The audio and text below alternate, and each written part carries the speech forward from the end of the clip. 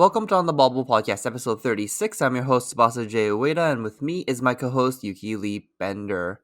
Today we're going to be talking about play draw. So if you win the die roll, if you want to go first or if you want to go second. I feel like this is one of the biggest mistakes beginners make, or even like pretty experienced players, like people who've been playing for 1, even 2 years, make make the wrong decision of choosing to go first or second, not just in draft, but I also see this in CC as well. And I thought we should talk about that. But before we go into that, how was your week, Yuki? Yeah, definitely agree that this is a decision that a lot of people get wrong, but I'm excited to jump into it later. So, my week has been pretty good. I've been not playing that much Flesh and Blood. I think I went to an armory and then did some people were drafting, and then I met up with them afterwards, and I played Bento Box with them, which is it's essentially like a 2-player cube where you can draft Ninja, and you can draft either Ira or Akatsu, and there's like different ways that you can draft it. But yeah, OK&Y podcast designed it, and there's info about that on their YouTube channel. We can put the link in the description. But if you're interested in that cube experience, it's very, very cool.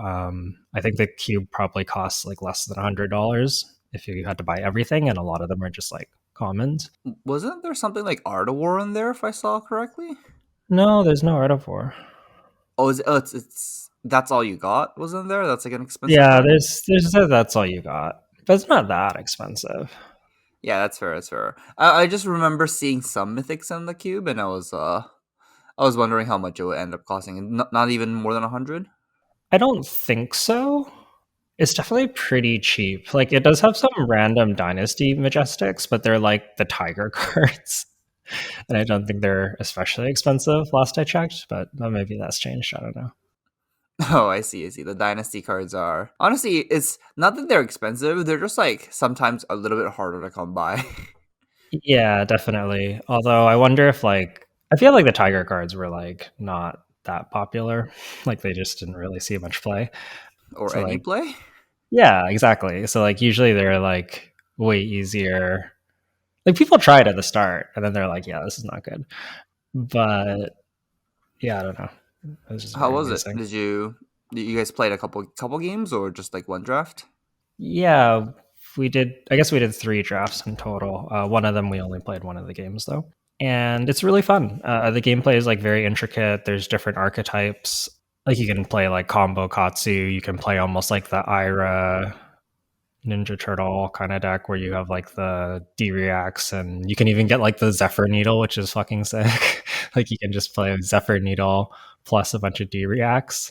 Holy! So you And if just you have all the D reacts, your opponent doesn't have D reacts to break your Zephyr Needle. So like, oh, that's sick. That's actually yeah. so sick. And because you're drafting from a shared pool, you can also hate draft quite a bit. That's actually interesting. Yeah, so there's like a lot of strategy of like, you want to draft what's good for your deck, but you also don't want your opponent's deck to get too out of control. And like, one of the archetypes in it is the Tiger combo, and it's actually sick. Like, if you get all the pieces, it's insane.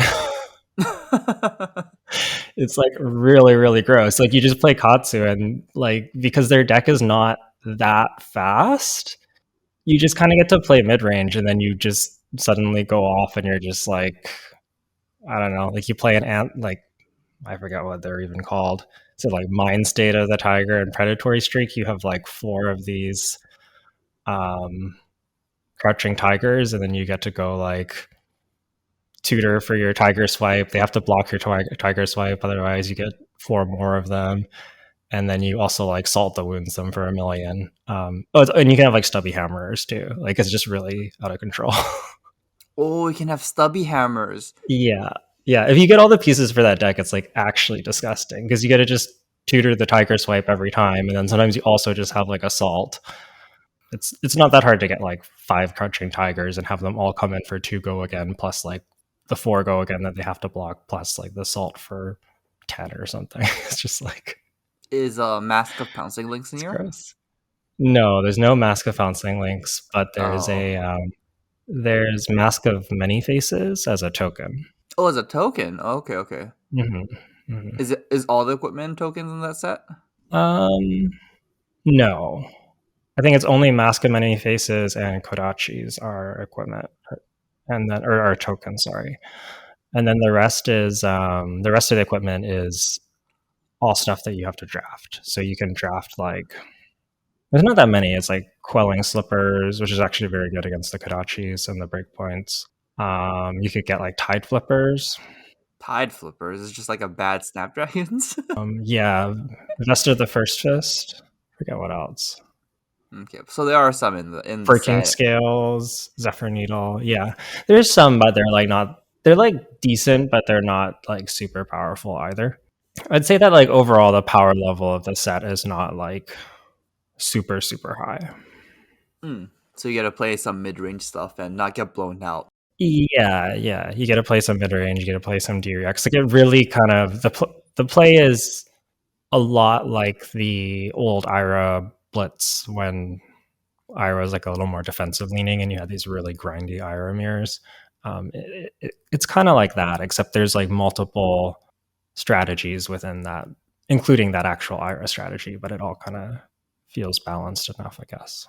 Okay, that's pretty cool. It's pretty difficult to design a nice cube, and sounds like they did a pretty good job at it. Yeah, it's really a lot of fun, and yeah, the whole like hate drafting thing is like really interesting because you also get these games where like we cooperate and we both let each other like get most of the pieces is often the way that it works out, Yeah, or like you have a lower power game where you're both like kind of hate drafting each other, and so you have these decks that are just like super mid-rangey. yeah, like the pile decks, right? Yeah, but like the piles are like pretty good. Like they're good piles. They're just not like they're not blitz decks, but they're good piles.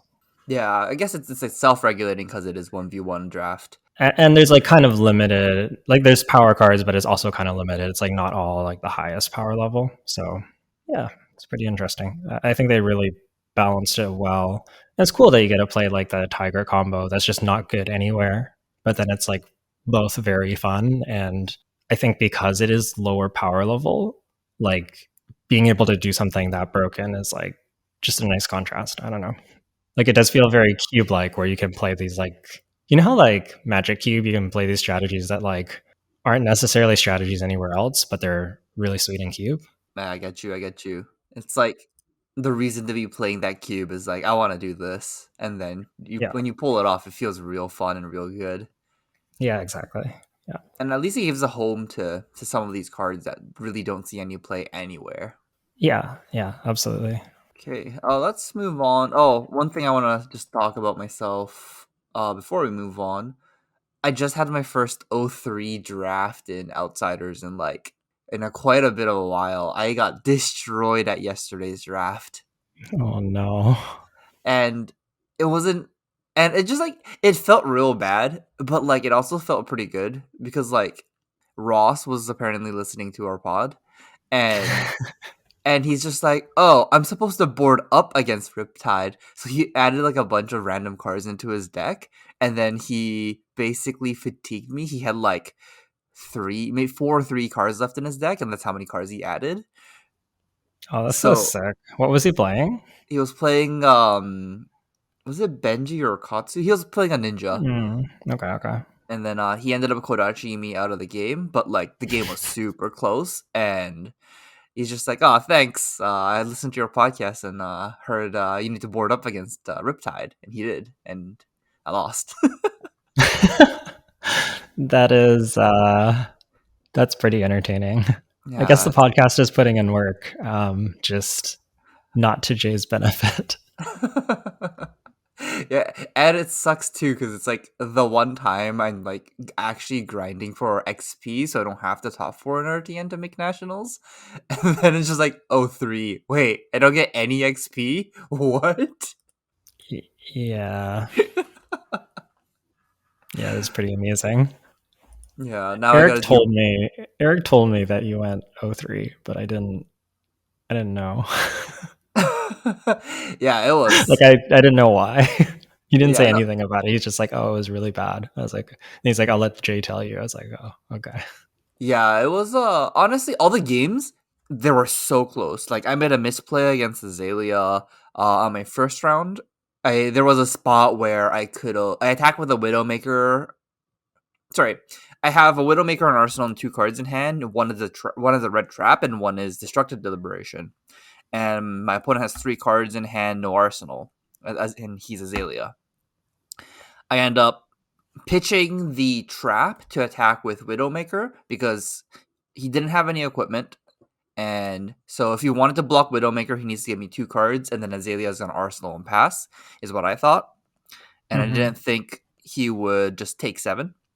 What ended up happening was they pitched the trap, attack for seven with Red Widowmaker, and he just goes, "Okay, take seven."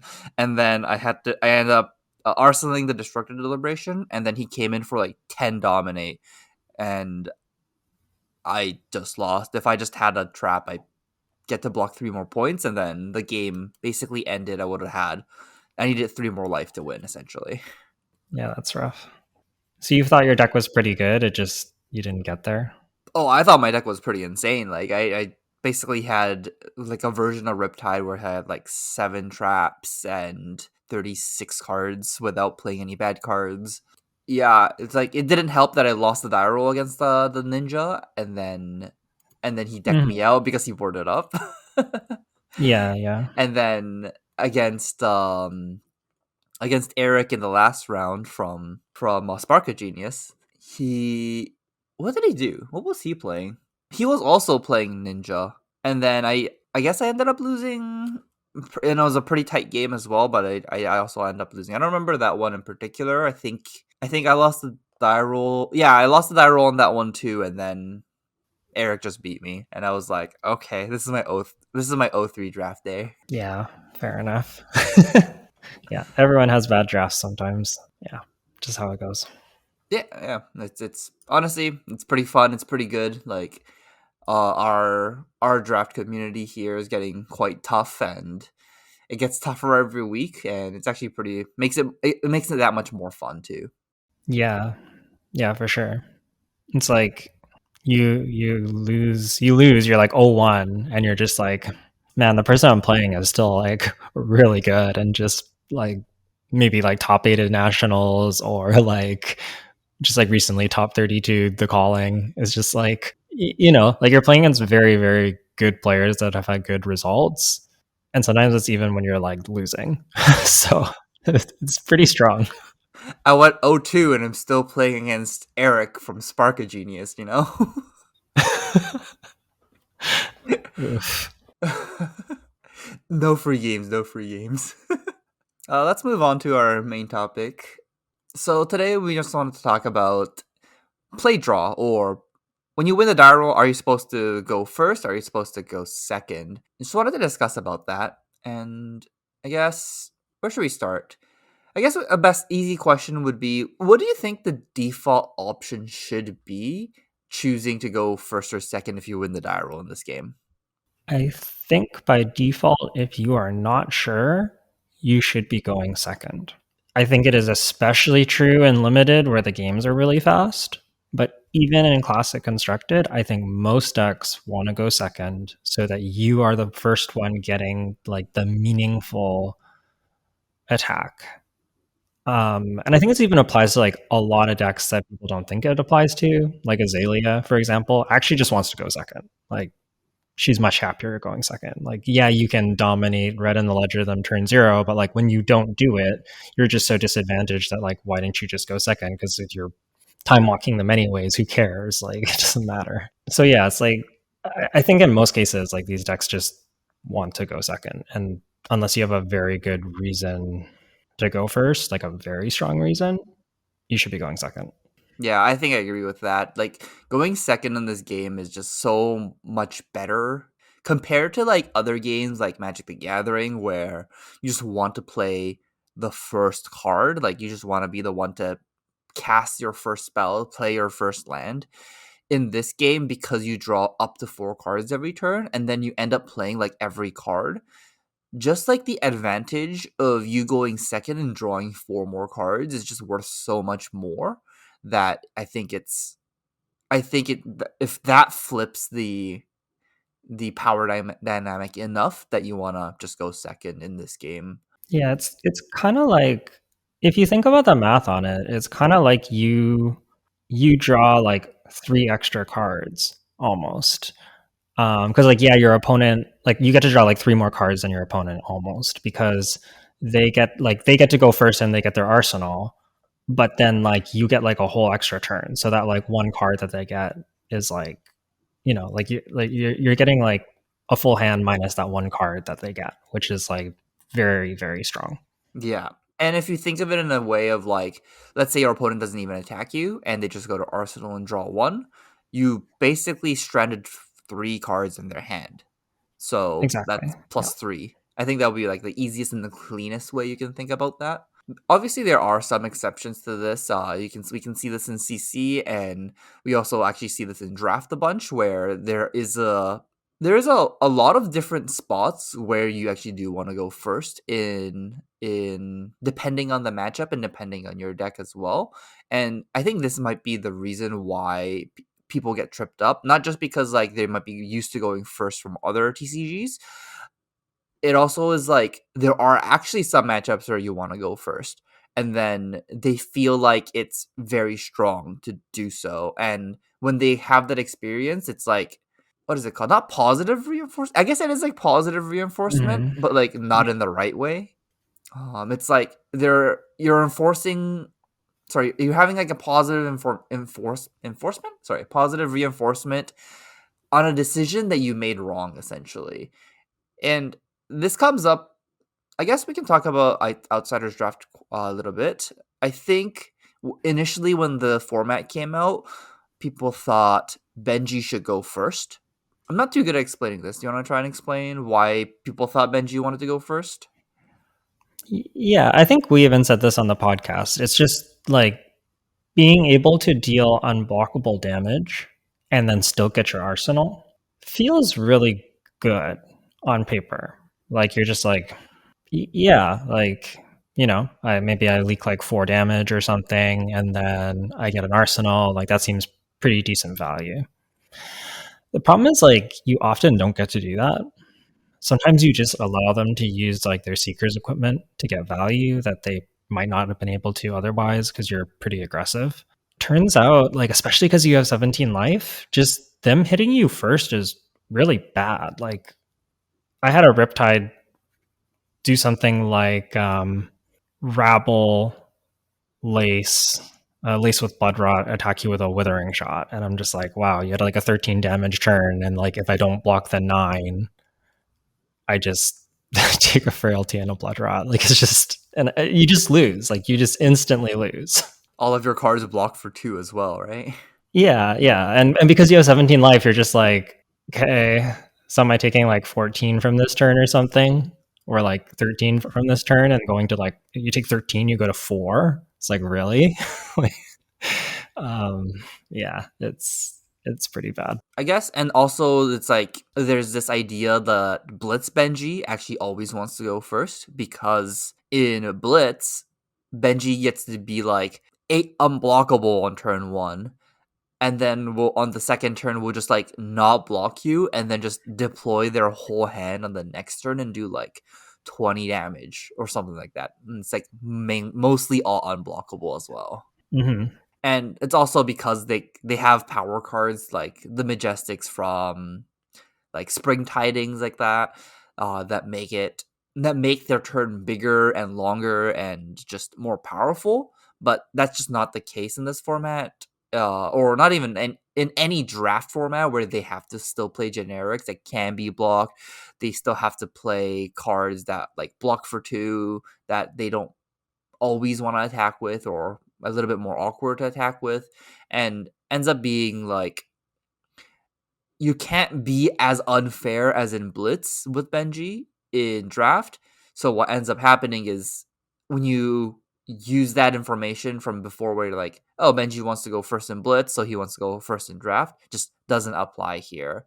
And I guess like a best like example would be in Magic, something like Manaless Dredge and Legacy always wants to go second But if you play some kind of dredge strategy in limited, you still always want to go first because you still have to play lands.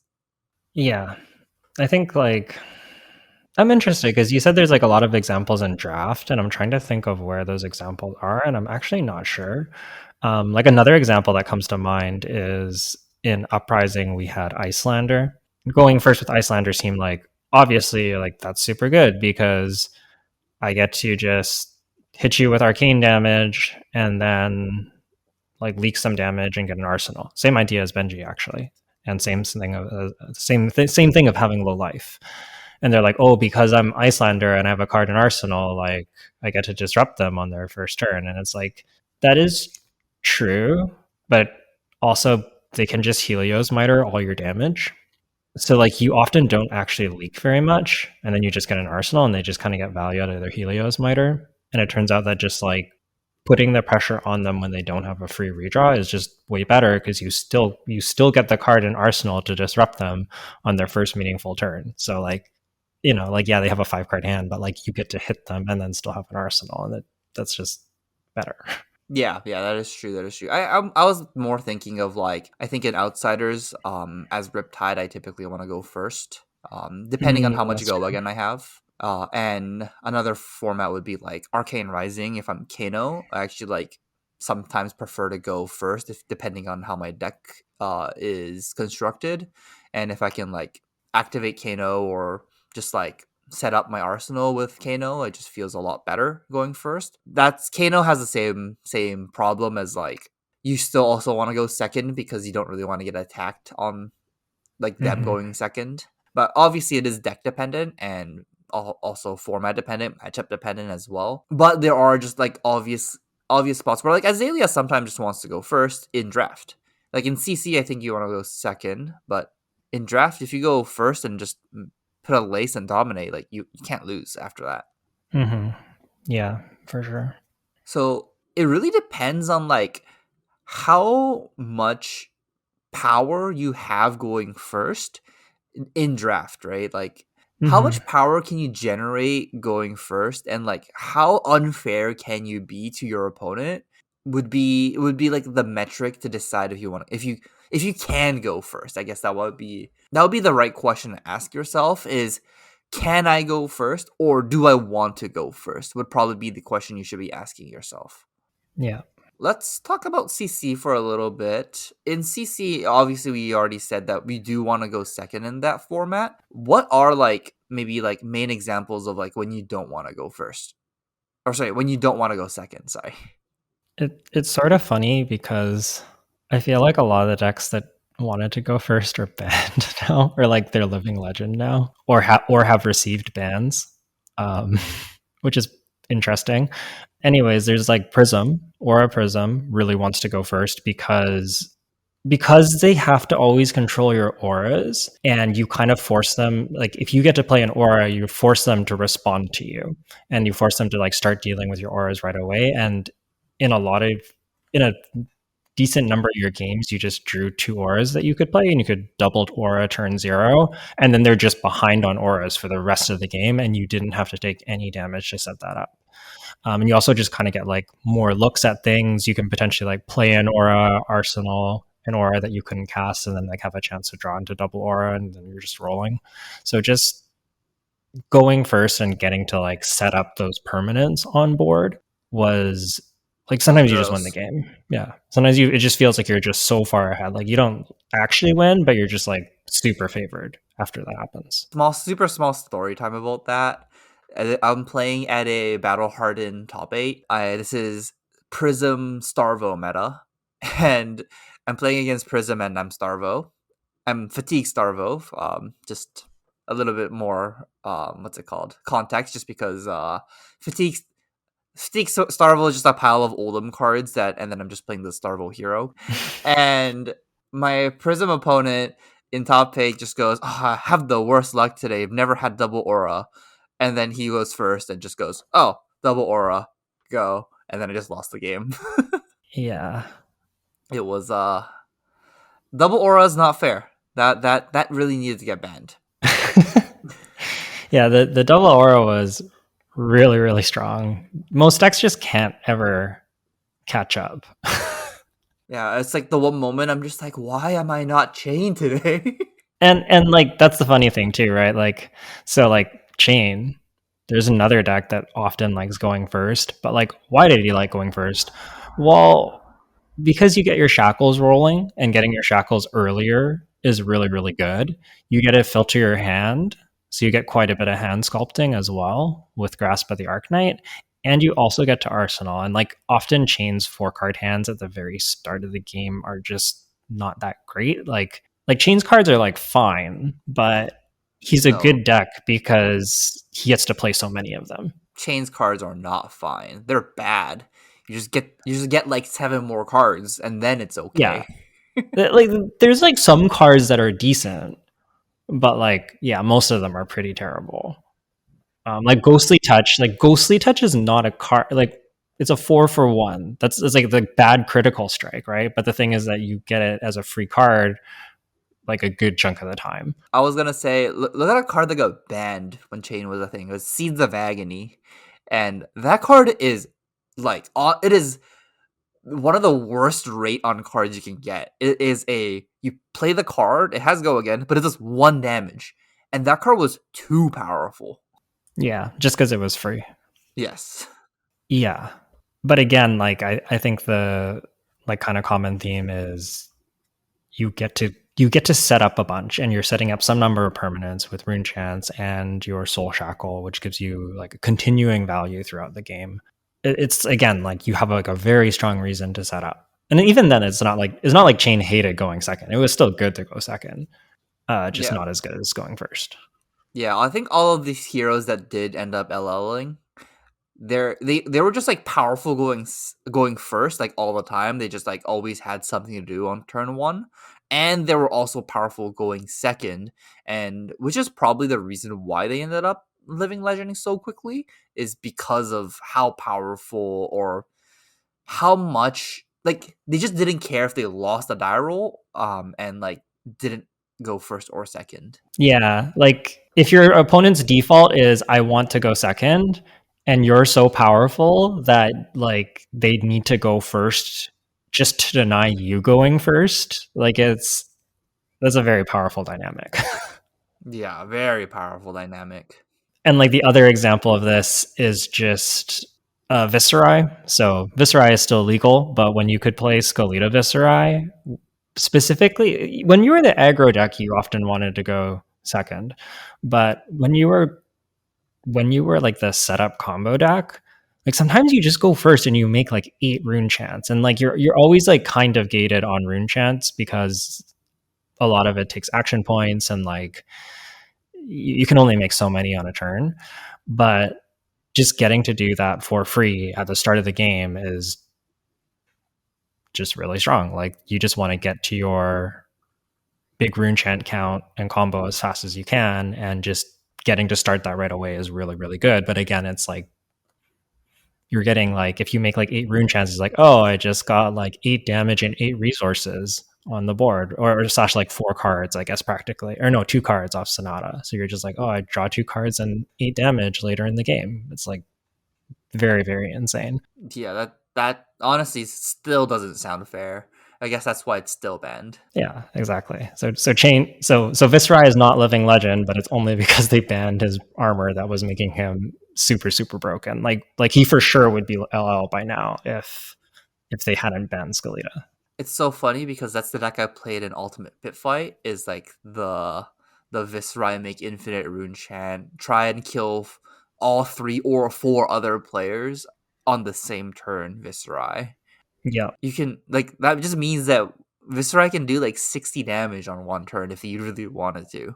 Obviously, it has to be in the Ultimate Pit Fight like context of like everyone has to be playing the commander, like I'm not gonna attack you, and then you gotta set up more and stuff like that. But like once you get to do that, like you just gotta do 60 damage on one turn. It's like gross.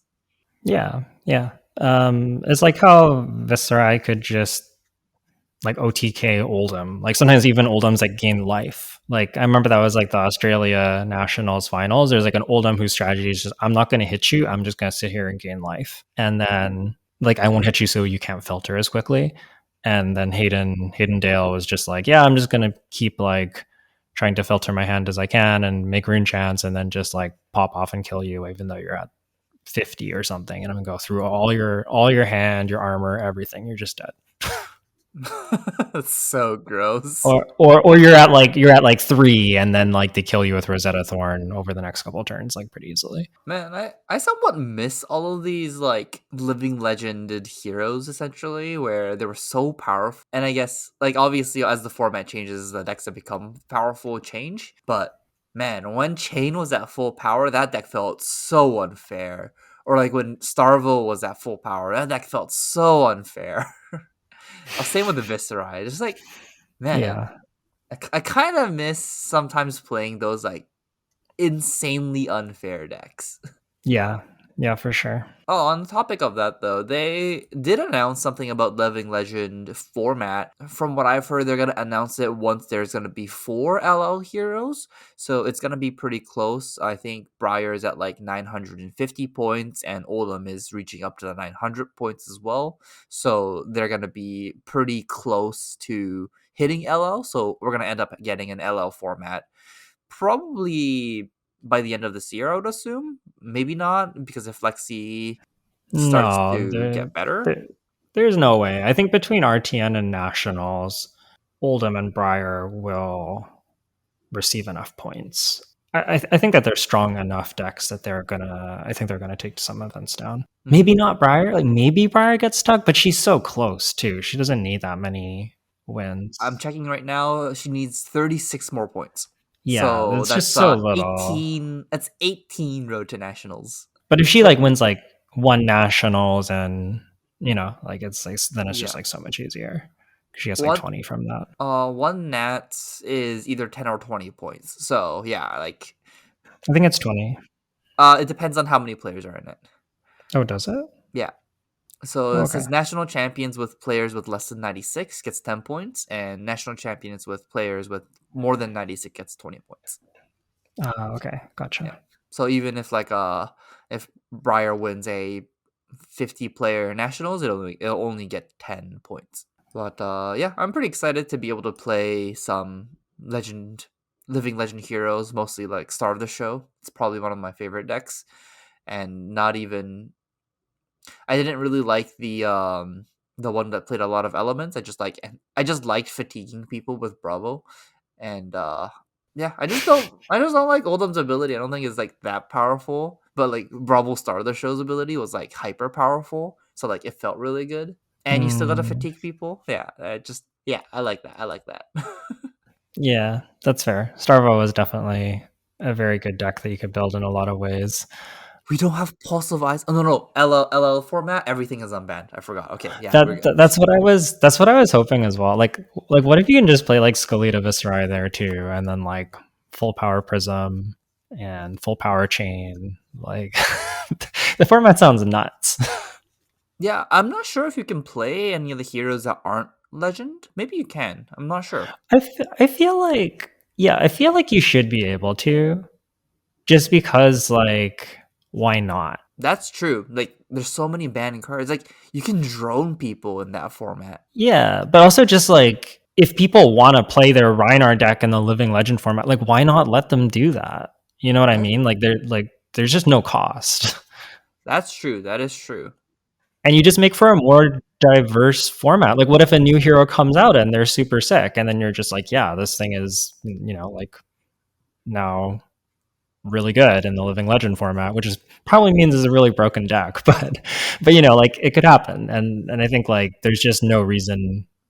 Just No, having more decks just seems like a better thing, and you let more people play the format if they want to. So I don't know. okay, we went off on a tangent a little bit. But was there anything else you want to Yes, talk about going first or second? yeah, I think it would be. I think for a lot of people, you might almost be better off just always going second because the number of times that you should be going first is so small. So if you're like not that confident, you should just default to going second. And then I also think that like really make sure that you want to go first. And the incentives need to be really, really big for that to actually be the case. Like, yeah, you need to be getting like multiple cards out of value very consistently, which usually just means constructed, and only very few decks. Most decks just want to go second. I guess we should talk about this a little bit more in depth. Like in draft, what would be the reasons to go first? Just for like the more advanced players, like what would you give them an advice to like look for when choosing to go first? You need to be getting a lot of value out of your turn to really justify going first. I think you need to be leaking like probably like 5 damage or more. Do you think it's like 5 damage plus an arsenal, or do you think it's Yeah, I think it's like 5 damage plus an arsenal, and then you're pretty happy. then like that was then it was definitely worth it to It was go definitely for it? worth it. And 4 is like pretty decent, but less than that is not good enough. Do you think the game's pretty fair if it does like 3 damage in an arsenal? I think at that point you're probably like you Yeah. did good enough. I think you did good enough, but you'd probably still would have rather have gone second. That's fair. That's fair. And then I guess if you're only being able to like leak 2 damage, that's probably when you're gonna start having some problems. Or if you do like less than 1 and only get an arsenal without any permanents, then you'll it feels like you got punished for going first. Yeah, you're just kind of starting the game from behind, and that doesn't mean that you can't win. Like sometimes you can still win those games. Maybe your opponent stumbles, or maybe you just have like a very good sequence of cards, or whatever. But it's just harder. And this is way more prevalent and like easier to understand if you're just playing like 2 aggro decks and the decks just like don't block and they won't be able to like get a pivot turn essentially of like blocking out and then like waiting for your opponent to brick 1 turn or something like that. Aggro mirrors end up being like, I'm gonna play my whole hand, they play their whole hand, you play your whole hand. And when you keep on doing that, it gets pretty clear that when you go second, your win percentage goes up like a significant amount. Yeah, no, exactly. Okay. I think one other thing I just wanted to talk about briefly about an advantage about going first would be if your life total doesn't matter, then going first might be a good option.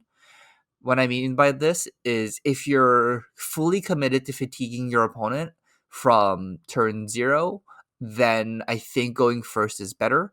Obviously, it depends on if you have weapons or not with Go Again. But if you have weapons with Go Again, that means like Kodachis, for example.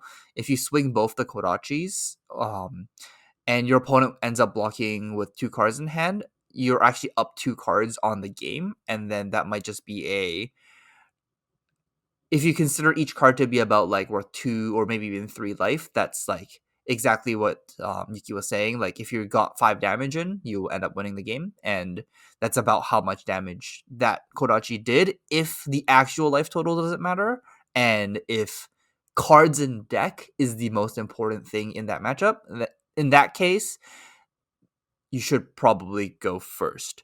But most games of Flesh and Blood don't come down to it. And even if you can correctly figure out that that is the right thing to do, it still might not be right for you because it is when you are trying to deck people out, it also asks you to play perfect. And if you make like 3 mistakes during the game, that could just like that could make you end up losing the game because you actually got 0 points of physical damage in on the first turn of the game. Mm-hmm. It's really awkward in classic constructed as well, where if you're already just like know you want to fatigue your opponent, going first can be pretty sick too, because you still same thing, you get to rip a couple cards out of their deck, and that might be the difference at the end of the game. You'll be at like 1 life, but your opponent will have no cards in deck. I think it kind of depends on the dynamic too. Like the more disruption you have, the more you probably just want to go second anyways, just so you can disrupt them right away when they don't have the free redraw. But the more that you're just like purely fatiguing, the more that I think going first gets quite a bit better. And it's just like you also need to if you are going first to fatigue your opponent, you also do need to overcome that your hands they have to block significantly better than they attack essentially. And like you have to be okay blocking every single turn and still be able to rip cards from your opponent while you block. And almost all or most decks can't do that. So it's gonna be at a very specific spot, and honestly, you will know when you want to do this. Yeah, exactly. Okay. So anything else you want to say for play draw or anything in general before we end up the episode? Close up the episode. I guess our TNs are coming up next week. Maybe next week we should talk about. Should we do like maybe we like go through a draft, go through draft footage? Ooh, go through draft footage for our episode on the podcast. Yeah, just to like help people get ready for RTNs. Since I know some people's drafts are RTNs, like we could talk about CC as well, but I think I kind of feel like off the back of the Pro Tour, there's like a pretty clear picture of the metagame and what it looks like right now, and we're gonna have to see how that shifts and evolves. But I don't think it shifts that much. Like I think Lexi is still extremely good. Oldham is also still like very very solid, and Dromai is like good due to her positive matchups into Ranger, and like having a decent Oldham matchup depending how you build it. I don't know. People swear on both sides that they're invincible, and then somebody always loses. So I don't know. Well, I guess except when they go to time, then nobody, then they both lose. They're both invincible, but they can still get losses. Yes, yes. Maybe that's why they think it's they're both invincible, because they can never they can never get the game to conclusion. So they're just like, I never lose unless I go to the time. But then they never actually finish their game. So they never lost. But they get the loss on their record. Maybe. Yeah, I guess all that's to say, we'll talk about CC right now.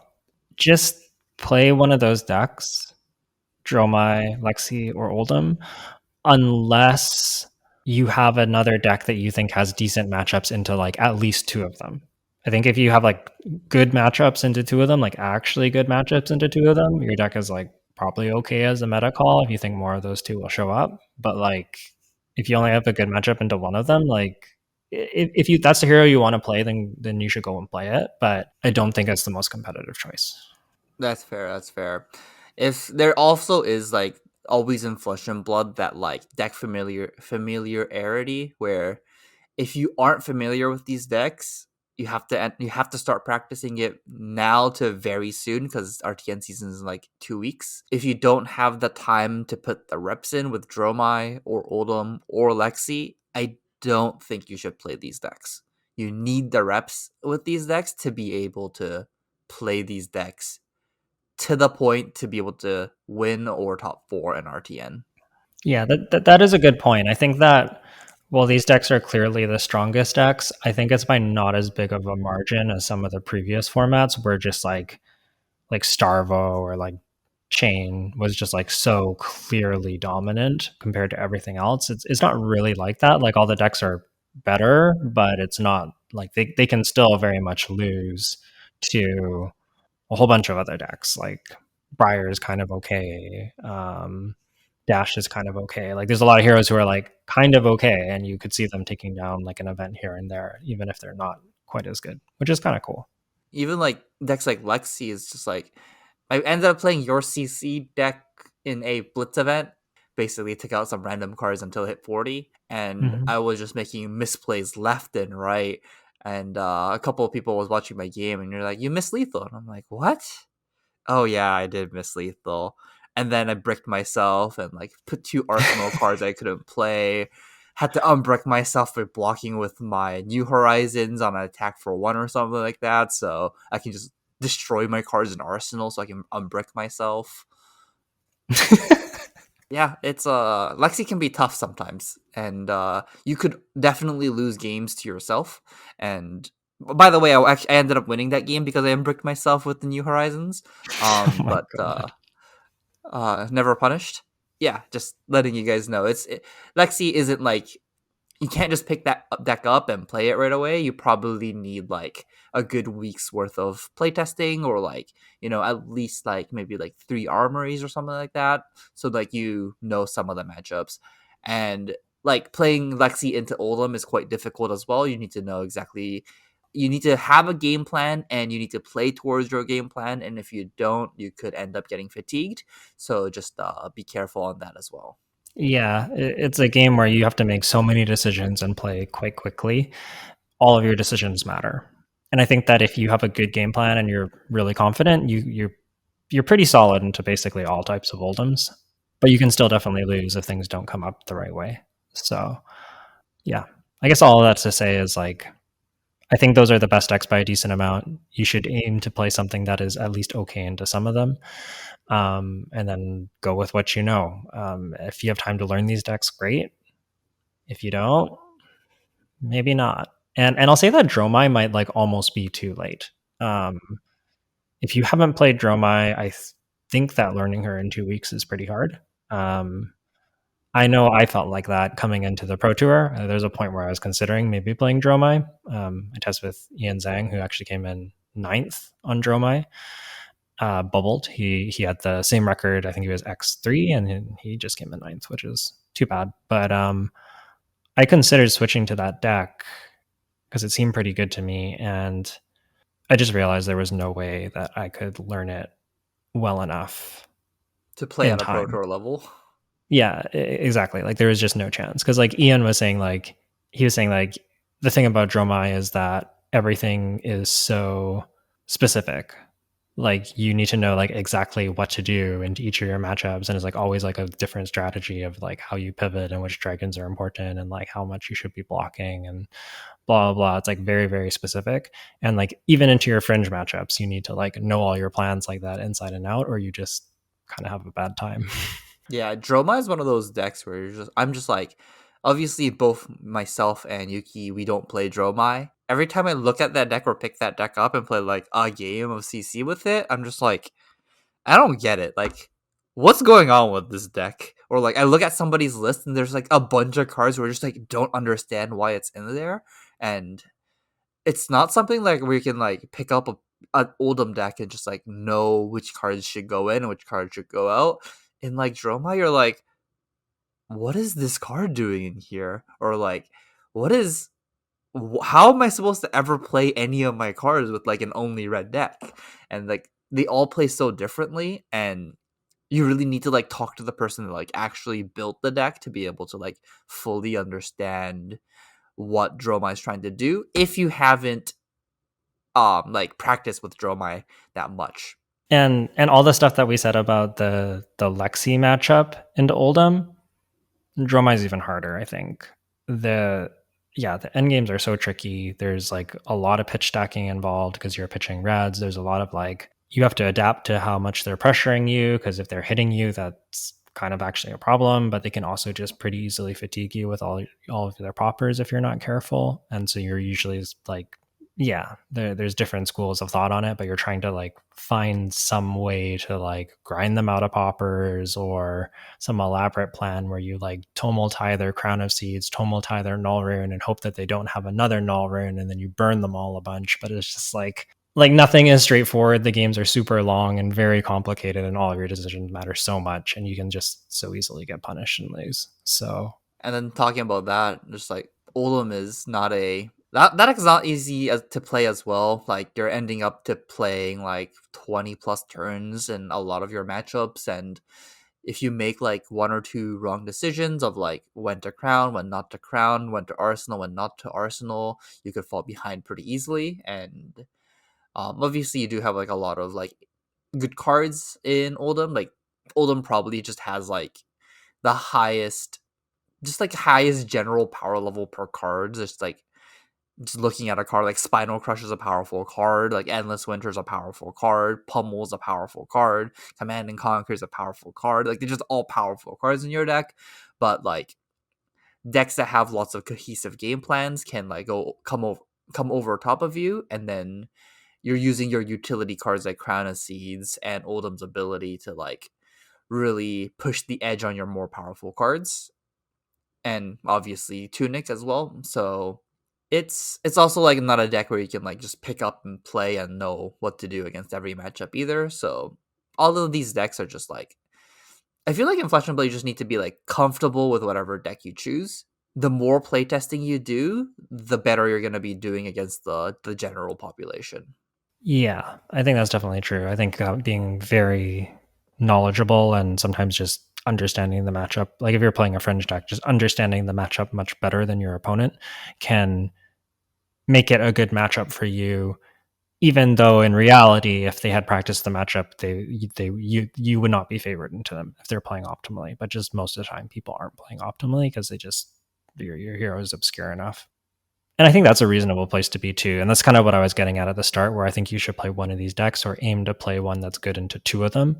That's a lot of these like Briar is really good into Oldhim and Dromai, but not into Lexi, in my opinion. Similarly, like Uzuri is really good into Lexi, and because Lexi is the most popular, like maybe you can play Uzuri, but then your Dromai and Oldhim is kind of rough, so it's like a little bit tricky. But there's a lot of these decks where like if you wind up in a metagame that's really concentrated on one of the heroes and you just bring the counter, you could definitely get rewarded. Or you play Dorenthia and just hope none of your opponents have red warrior cards in the last year, and then you just get them. Sometimes it's a pretty good strategy. And Dorenthia can be like genuinely scary sometimes when if she like once the snowball starts, yeah. Yeah, It can be but hard to get out of there. it typically starts because your opponent didn't know what reactions exist, and they end up blocking, and you're like, wait, I lost my block card, it went back to my hand, and it took 5 damage, and you get 2 counters? How do I beat this? Yeah, that is usually the case, but like occasionally They just have it, they yeah, just draw the sometimes. nuts. Like sometimes they just like have the combination of cards where you're just like I cannot do anything about this because like yeah, you just have too many options, and I can't keep up with it.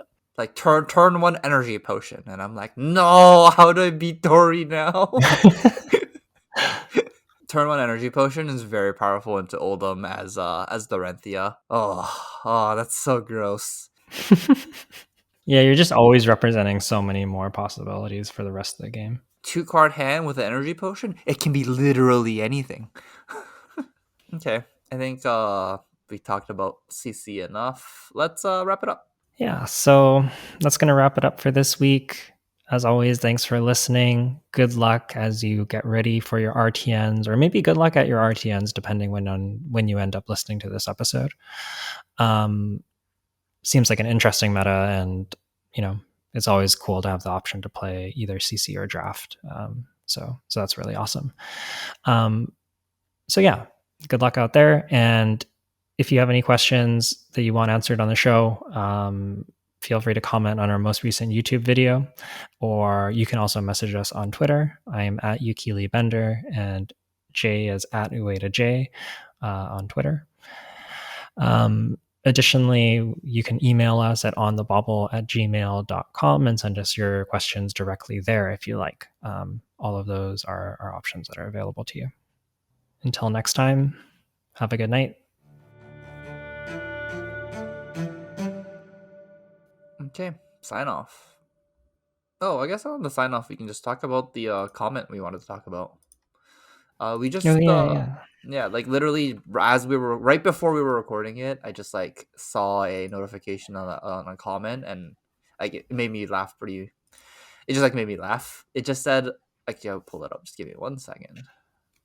Yeah, it's like on one of our earlier episodes. It just says we said casual players may draft this set 5 times in an entire month, where I still do believe that. But then he comments like, "Ha, I'm about to head into RTN season with 0 outsiders draft experience," with the upside down smiley face.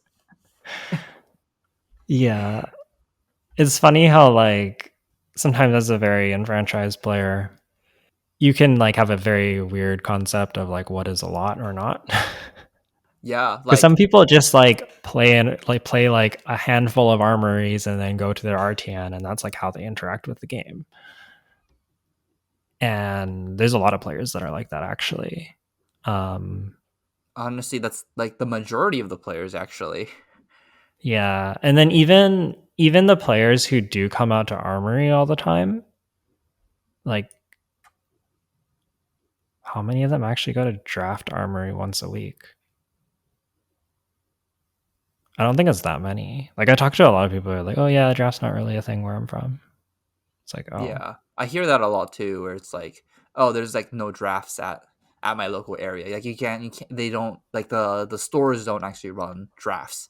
It's like probably both a combination of like their the player base came probably from like either constructed magic or something like Yu-Gi-Oh or other games where draft isn't really prevalent, so limited didn't really like take off. Luckily in Vancouver, um drafting in magic is like pretty big here. There's like a bunch of drafts like throughout the week, and I feel like obviously I think it also helps that like both myself and you are in Vancouver, and we and have Eric too. Spark of Genius Eric loves limited as well.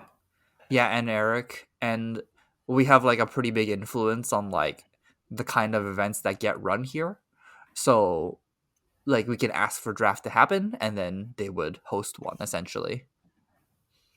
Yeah, and I think draft is very much the kind of thing that like I know there are some people that just want to play constructed and don't like draft, and like I feel like often don't feel like they get draft. And I think that like you'd have the experience that if you played it enough and like started to really understand it, that it'd probably be more fun than you'd imagine. Like it's possible that you still prefer constructed, but I think that you would find that draft is actually quite deep and quite interesting. The problem So I think like a lot of the people here end up liking draft. Is